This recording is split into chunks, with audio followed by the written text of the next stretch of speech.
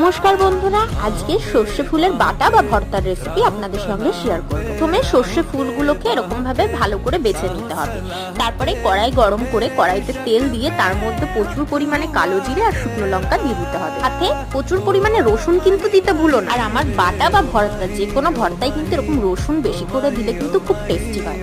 তো রসুনগুলো ভালো করে ভাজা হয়ে গেলে এর মধ্যে বেছে রাখা সর্ষের শাকগুলো দিয়ে সাথে কিছু ধনেপাতা দিয়ে দিতে হবে। এখন ধনেপাতার সিজন, এখন ধনেপাতা না যদি খাই তাহলে কখন খাবো বলো। আর ঝালের জন্য মা এখানে 2টো কাঁচা লঙ্কা দিয়ে, তো সমস্ত কিছুকে নুন আর হলুদ দিয়ে ভালো করে ভাজতে হবে। সমস্ত কিছু ভালো করে ভাজা হয়ে গেলে শিলের মধ্যে একদম মিহি করে বেটে নিতে হবে। চাইলে মিক্সিতেও বাটা যায়, কিন্তু মিক্সির থেকে এরকম শিলে যদি বেটে নেওয়া যায় ভর্তাটার টেস্ট কিন্তু দ্বিগুণ বেড়ে যায়। তো মা এখানে সমস্ত কিছু ভালো করে মিহি করে বেটে। তো বন্ধুরা, এই সর্ষে ফুলের বাটা বা ভর্তা কিন্তু গরম ভাত দিয়ে দুর্দান্ত লাগে। আজকের ভিডিওটি এইটুখানি। ভালো লাগলে লাইক, কমেন্ট, সাবস্ক্রাইব। টাটা।